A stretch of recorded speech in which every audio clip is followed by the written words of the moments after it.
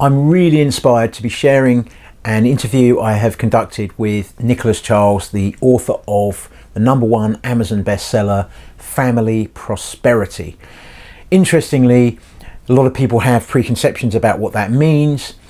One of the most important issues that Nicholas addresses in writing this book is a damning statistic which goes back through history, which is that 90% of wealthy families lose all of their wealth within 3 generations. And what Nicholas has found out is that there are some fundamental causes behind that. And if you want your family to be in the 10%, he's identified 4 fundamental components that need to be in place. If those 4 components aren't in place, then you are essentially, no matter how much wealth you give your children, and we're not just obviously talking about financial wealth here, we're talking about health wealth, relationship wealth, intellectual wealth, business wealth. There's a lot of other forms of wealth. But no matter what you're leaving to your children or whatever you've created yourself, your children are essentially going to be gambling with it like going to a roulette wheel, unless they have these 4 components in place. So no matter how many roulette chips, to use that metaphor, you're giving your children, they're still going to a roulette table unless you put these 4 components in place. And that's what the book is about, that's what the interview is about, and I'm really looking forward to you hearing this and getting your feedback. So hello Nicholas, it's Hi, great to Alistair. meet you. Yeah, looking forward to interviewing you about your book, The 4 Fundamentals of Family Prosperity. And wow, what a journey for you that's been in writing it. Just from reading the book, I can tell. And one of the things that really strikes me, one of the facts that seems to be the foundation of what the book's about, is the statistic that 90% of wealthy families lose all their wealth within 3 generations.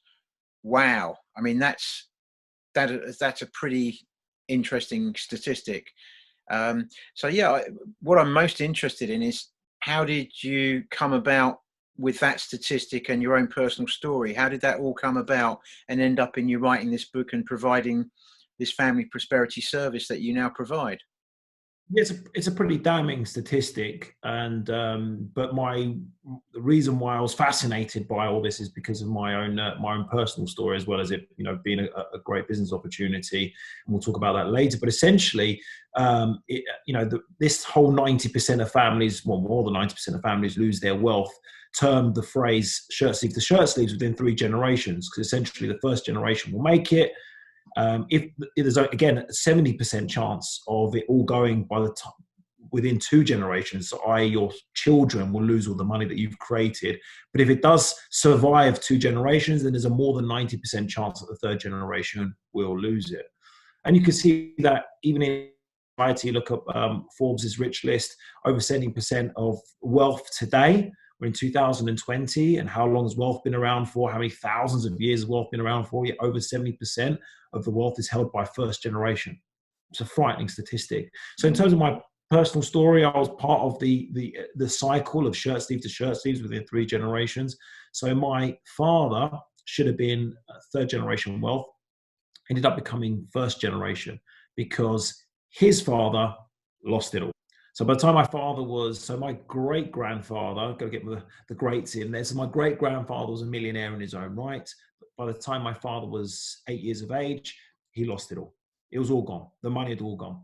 And so my father came to this country with literally nothing, and created his own wealth from scratch. And he studied, became a qualified accountant, created his own accountancy practice, and built a portfolio. When he relayed this story to me, my thoughts immediately went to fear, because essentially I was like, goodness, I am due to lose everything, because that's the cycle of my own family, thinking that it was unique to my own family. I then had done the research and realized it's not unique to my family. It's not unique at all, because all families globally suffer from this horrendous fact that the money dissipates within 2 to 3 generations. So that got me interested and focused in terms of, well, why does this happen? What are the real reasons why families lose all their wealth? So I ended up inevitably doing my own research and realized, initially, my understanding was, oh, it must be because of poor financial planning. Maybe it's because of poor tax planning. Because if you look at the world's, the professional bodies that are out there, the lawyers, the IFAs, the accountants, the tax advisors, etc., this is what they focus on. They focus on world-class tax planning, great financial planning, estate planning, wills, trusts, etc. So, and this has come a long way over the last, 50 years. Yet the stats are still there. So clearly this isn't the reason. So I delved even deeper. What are families lose their wealth? And I uncovered that the number one reason why families lose their wealth, and check this, number one reason is because of poor communication. Poor communication will lead to distrust within the family, and distrust within the family leads to emotional conflict. And emotional conflict eventually causes the inevitable the implosion, shall I say, of your family. And again, it goes back to what Warren Buffett said, is that if you can't control your emotions, never expect to control money.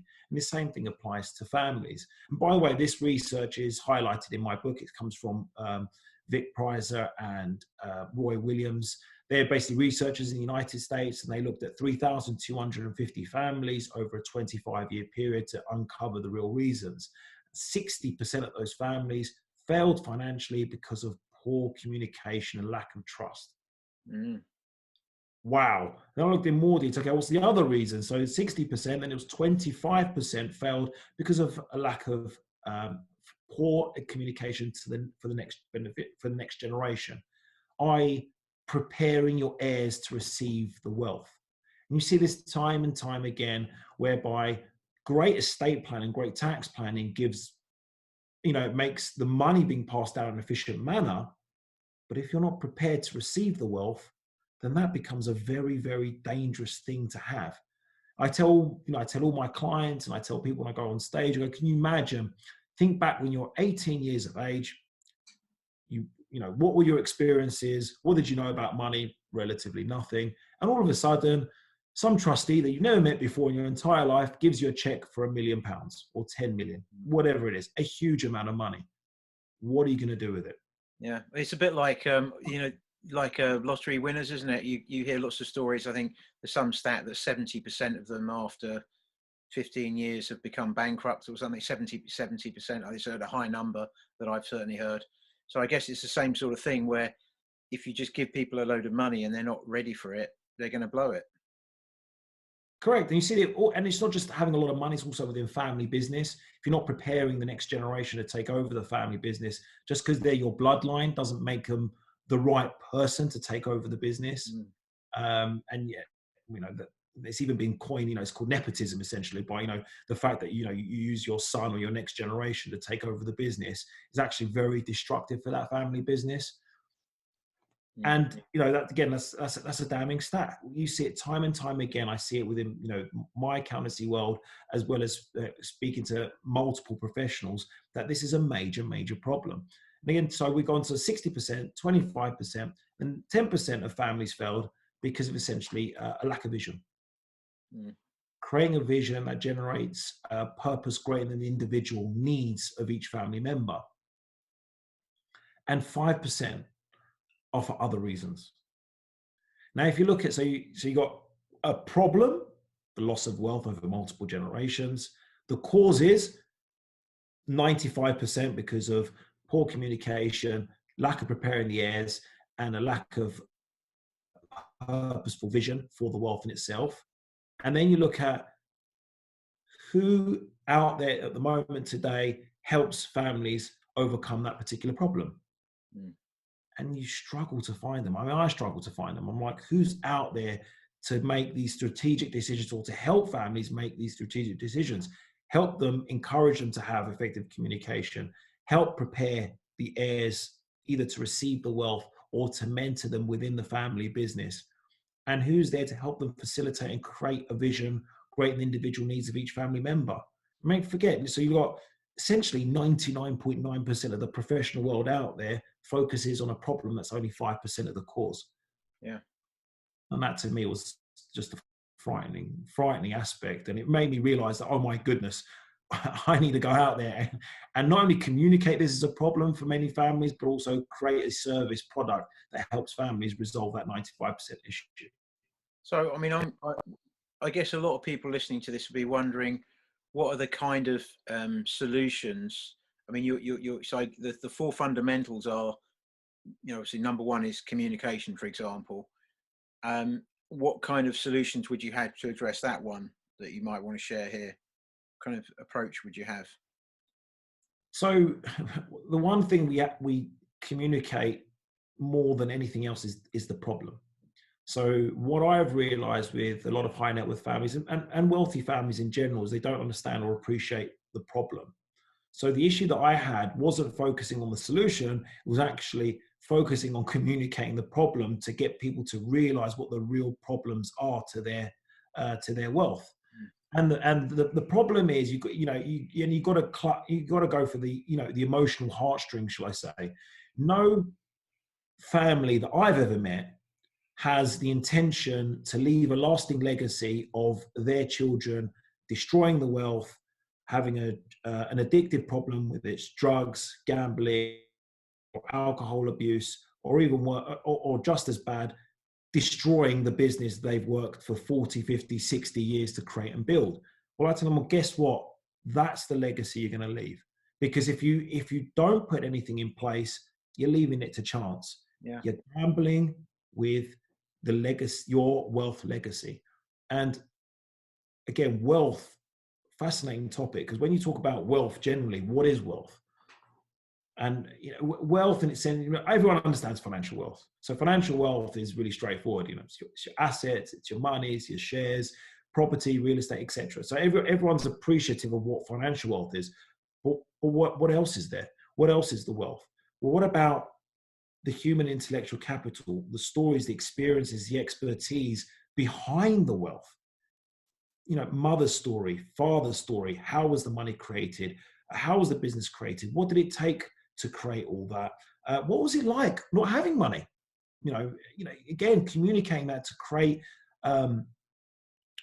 essentially an understanding of where this money has come from, an understanding and appreciation of the wealth, an appreciation of the family history.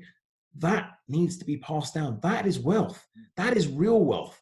You need to combine the human intellectual capital with the financial capital and ensure that that's passed down in an effective manner from generation to generation. Yeah. So going back, sorry, it's a bit of a long-winded method of answering your question, Esther, there. So going back to what we essentially do, once we've effectively communicated the problem and essentially filtered the families that actually want to do something about it, the number one thing, the first thing we focus on is creating effective lines of communication within the family members. Yeah. That's really, really important, because one of the biggest problems that we found is something I call normality bias. So normality bias is when everyone steps back and assumes that because everything's okay today, everything will always be okay. And I'll give you a real example of what happened with my particular client that I spent the last 5 years dealing with their messes, where essentially it was mother and father. Father was an entrepreneur, came to this country, I think in the 60s, built multi-million pound business, multiple businesses actually. He had real estate business. He had he had cafeterias, restaurants, etc. He had multiple business spread between Cyprus and the UK. And everything was great when he was alive, when mother and father were alive. Tragically, mother passed away first. But again, father was the main entrepreneur and he controlled everything and made sure that his two children were looked after. The problem came though when father passed away. When father passed away, it caused a huge vacuum, because you had your two siblings who, when father was alive, everything was great. When father passed, the elder son, who was the entrepreneur, successful in his own right, classic second generation who understood and appreciated wealth and actually built wealth even greater than his father. But then you had the daughter, who was left with a lot of wealth, had no financial understanding, never really worked a day in her life, I would say, who was always the princess of the family and was expected to be looked after by her brother. That was her expectation. And this was communicated, by the way, at the funeral of their father. And her expectation was, my brother's going to look after me forever and ever, and everything's going to be great. The reality was completely different. At some stage, brother, which must have been built over many years. Again, I wasn't there when father was alive. I took over when the mess was created. But the mess was caused by the fact that when father passed away, created a vacuum, and brother thought there'd be a great idea for him, the entrepreneur, the hard-working person, to take all of the assets away from his sister. And what did that create? Not only did it create huge emotional turmoil, but inevitably ended up in a very expensive, very painful litigation battle that has literally taken me, I came on board to help the sister. It took me 5 years and lots of money. I'm not going to obviously explain how much money, but it was in the multiple millions to resolve this problem. And what I'm trying to communicate out there is that the cure is significantly more expensive than avoiding the problem. And it's a classic example of normality bias. If I was alive, everything was great, no problems. But just because it's okay today doesn't mean you should fail to plan for tomorrow. Yeah. And that's the issue that I have. Successful families, such as the Hall family, which is the the eldest banking dynasty on the planet, over 160 years old, they plan for the future. They understand what needs to be implemented in order to create successful legacies to their wealth. Unfortunately, they're in the minority. Yeah. So, looking at the 4 fundamentals that are in the book, and obviously people will get more depth when they get the book and read through them. But I think, as you go through them, the one around, obviously 60% is the biggest one, is communication, effective communication. But then the other ones are quite significant, and without all 4 of them in place, actually you're not going to be in those 10% of families that do prosper for multiple generations. So in other words, to be in that 10%, you actually need all 4 of these in place, don't you? It's essential. I mean, it's absolutely essential. But you can't have. So you like for example, when you build a house, you start with the foundations. You never start with the roof. It's absolutely pointless. Very, very. The houses that survive for many years, for hundreds of years, are the ones with the strongest foundations. The foundation to multi-generational wealth is communication. You can't build the other platforms, you can't build the other layers without solid communication which sits at the bottom. Yeah. So what we try and explain to our clients is, first we get them to realize what the problem is. So we do an in-depth risk analysis, which, by the way, there is a risk assessment on our website, which anyone can access for free on our link, which is familyprosperity.com. So we explain to them the current risks to their wealth, so they understand and appreciate that. Then what we do is we say, okay, you know where you are today. We then work on creating vision. Again, that's the 10%. Where do you want to be tomorrow? Where do you see the future of this family? Where do you see the wealth, the future of the wealth of this family? What do you want to do? What do you want to change? What do you want to create? So again, creating a purpose greater than the individual needs of each member. And philanthropy, which is the third aspect of the 4 fundamentals, is heavily linked to vision. Yeah. It clutches at the heartstrings. What do we want? Why do we want to make this money work? Why do we want to make this money last for multiple generations? What's the reason? And sustainable philanthropy is a core aspect of that. So we make sure they're crystal clear on where they are today, where they want to be tomorrow, and we create the stepping stones to ensure that they get there. Yeah, again, to reassure to reiterate what you've just said, with sustainable philanthropy, for example, there doesn't appear to be any of the families that have been identified that have sustained wealth for multiple generations. Every single one of them, without exception, has sustainable philanthropy at the core of what the family does. Correct. And even today, you've got the Walton family. I think they've got over, a couple of billion, in which they've saved over for sustainable philanthropic activities. The Rockefeller have got their very exclusive foundation, again spending lots of money on philanthropic activities. You've got the Bill and Melinda Gates Foundation. I mean, there's loads of examples out there of wealthy families creating their own foundations to help, create sustainable philanthropy. Yeah, and I guess, I mean, obviously you're talking about a lot of these families because they're very well known, so people can relate to them. Yeah. But obviously, even a family with, not even multiple millions, with, just a few 100,000 in wealth, the same principles are true, aren't they? You could apply these principles no matter how financially wealthy a family was, to sustain, not just the financial wealth, but all aspects of wealth of the family. Yeah, no, again, this applies to any family, where any family with an element of wealth to them. I'm giving you examples, like you said, because everyone knows, it's easy to read up about the Rockefellers and the Waltons and the Hall family, etc. They're there on Google, but this is applicable to every family. Every family that wants to leave a lasting legacy that survives for multiple generations needs to implement the four fundamentals. And sustainable philanthropy is an element. And what I mean by sustainable philanthropy, I'm not talking about a small direct debit to a charity, because that doesn't mean anything. I'm talking about creating something, whether it's your own foundation, i.e. whether you want to actually do the charitable work yourself, because you can actually donate time as well as money, or whether it's literally a foundation where you collect money and then you donate that money to multiple charities that inspire you, that you want to help out. So there's loads of options out there, but of course it is very important. I mean, I'm now working very closely with a charity, and behind the charity is a very successful business. And the funny thing, I mean, it's not funny, but it's closely linked.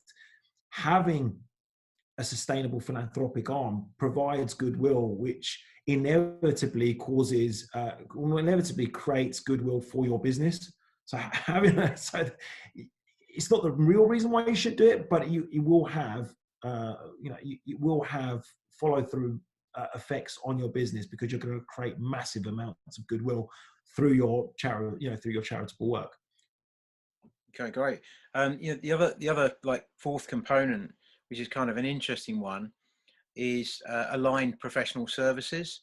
Yeah. And what's your experience? Because obviously you've come from a professional service background yourself. What's your experience about what happens there that families might not necessarily get right? Well, I find it staggering that professional advisors don't talk to each other. That's the biggest problem. This is me not speaking with actually families, it's actually me speaking with professional advisors. So I regularly network with lawyers, financial advisors, other accountants, tax advisors, trustees, and I ask them the same question: do you know who the other family advisors are? And they say no, they don't know. They may know of them, but they never speak to them. They never communicate with them. They never discuss what is the needs and requirements of the family. I find that staggering. I mean, how can you provide a full-on strategic service to your client without speaking to their advisors, and without having a relationship with their advisors? So you can have, I'll give you a really, really simple example. So you go to your lawyer and you say, I need, great. Now, what your lawyer should be doing is he should be saying, okay, let's speak with your tax advisor to make sure that whatever will that we create for you and your family is tax efficient. A really simple example that doesn't happen. Mm. So one of the things that we do is we create what is known as an Agm of Advisors, an annual general meeting, whereby the family will be present, or the families, when I say the family's representatives, will be certain members of the family who want to take on this responsibility and have an interest, that's the key word as well, have an interest in speaking with the family's advisors. And at this board meeting, we have every single advisor for that particular family. And when I say we, representing the family, communicate the family's vision to the advisors and ask them a very simple question: what are you doing today to ensure that the family's vision is being met? And again, it goes back to that word communication, Alistair. It encourages communication, but in this aspect, it's not amongst the family members, it's actually between the family members and their advisors, to make sure that the advisors are actually doing what the family requires, and it's aligned with the family's wishes and their vision. And I hate to say it, I'm a qualified accountant. As professional advisors, this is not happening. Yeah. And I find, a lot of families, I mean, I've asked a few in my time about their legacy vision. the vision of their legacy, and a lot of people don't really have a very good answer to that. And I guess so. One of your services is to help them come up with an answer to that, and to have Well, a yes, it's amazing. You speak to families about the vision for their wealth, and they sort of twist their head and they look at you like that's, and you could tell they've never even thought about it. Never mind not giving you a proper answer, they haven't even considered it. yeah. And I relay the work that we do to almost like the traditional business model. When I explain this to families, and I explain this usually to the head of the family, I say, well, you've got a successful business. And I'm like, yeah, of course we have. Very successful business. Oh, okay, great. Does your business have a vision? Well, of course we do. We want to do X, Y, Z, whatever the vision is. And they can roll it out to me. That's why they're successful. Great, I tell them. Do you have a board of advisors? And they look at me like I'm insane. Well, of course we have a board of directors. Of course we have a board of directors. Great. And do they each have their own roles and responsibilities? And of course they do. We have a sales and marketing director. We have a COO, a CEO, and everyone knows what they're doing. Great. Do you meet up regularly to speak to each other? Well, of course we do. And what do you discuss? The vision of the business. That's great, I tell them. Okay, your family is worth X, and you've got no structures, no responsibilities on your family members, no vision. What's the likelihood of your family succeeding for multiple generations? And that's when they say, you don't leave it to luck for your business. Your business is successful for a reason, because you've implemented structures. You've got structures and you implement those structures, and you have effective communication regularly to make sure the business achieves its vision. So why don't you apply exactly the same thing that you're doing with your business to your family? Because your family, with the amount of money that it's worth, is a business in its own right. And we coin that the business of being a family. And we help them implement that. Okay, awesome. So if people want to know more about this, and I'm sure a lot of people will, obviously there's the book, Yes. the Four Fundamentals of Family Prosperity, and I understand you mentioned earlier about there being a complimentary assessment that people could. Correct. So we would encourage anyone who wants to know more about this, actually visit our website. There's loads of information there. So that's www.familyprosperity.com. And on that website, we give out a free assessment. It's a simple click, 8 yes or no questions, similar questions to what's in the book. So you can actually do it on the book. But if you do it online, you'll get a free report, instant report that's emailed to you with a copy of the questions and how you answered them. And it basically explains to you, the problems that your family currently faces. So that's completely free. It's a very basic model of what we do. We do a much more detailed risk assessment. We really answer some very, very detailed. We ask very detailed questions and create a report for families who want to work with us. But it's all about knowing where you are today, Alistair. Yeah. You don't know where you're going tomorrow unless you know where you are today. It's pointless working out what the solution is. Work out where you are today. That's the starting point. Where are you today? And then we work out where do you want to be in the future. And then we create the solutions to ensure that you get there. It's a step-by-step process, like anything in life.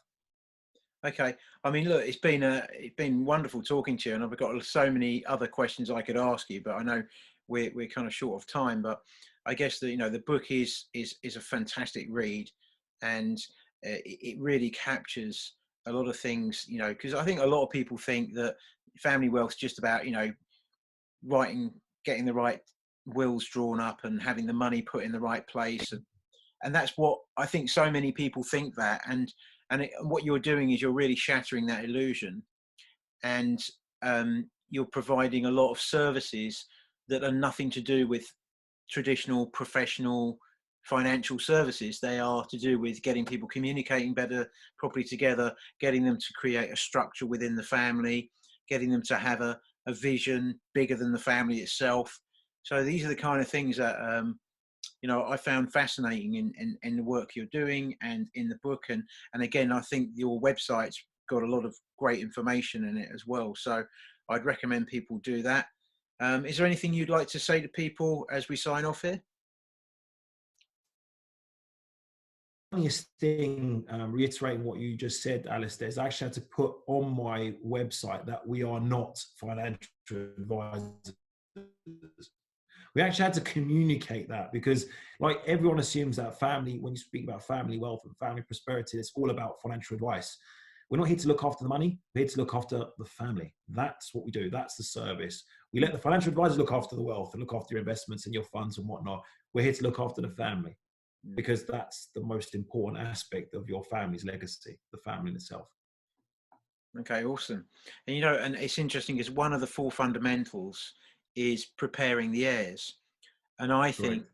one of the best ways to prepare first, second, and third, whatever generation you are, is to get them a copy of the book to read. Because Couldn't I agree think, anymore. yeah, exactly. And I think that I can imagine a lot of people with children that are old enough to read the book, those children would benefit a lot from reading the book. So yeah, that would be my personal recommendation to people listening to this. Get a copy, not just for yourself, but get a copy for the next generation to read. Another damning statistic, Alistair. No one is born in this world thinking, I can't wait to fail. Yeah. I've never seen it. I never seen anyone who says, yes, I can't wait to be addicted to X, Y, and Z. I mean, no one does that, but it happens, and it happens for a reason. And we say prevent. No, prevention is significantly cheaper in terms of emotion, in terms of finance, than waiting for the proverbial to hit the fan and running around trying to find a cure. Don't do it. Go down the prevention route. That's what we're all about. Go down the prevention route. And, if you love your family, if you care about your family, if you want what's best for your family, then please, please, please read the book, or at the very least visit our website and run the assessment. We'd love to work with loads of families. Okay, awesome. Well, thank you so much for your time, Nicholas. Really appreciate it. And I hope, the people who get this book, well, I'm sure they'll get as much out of it as I've got out of reading it. So, thank you very, very much for your time. And I look forward to connecting with you again soon. Absolute pleasure, Alistair. Thank you so much. Take care.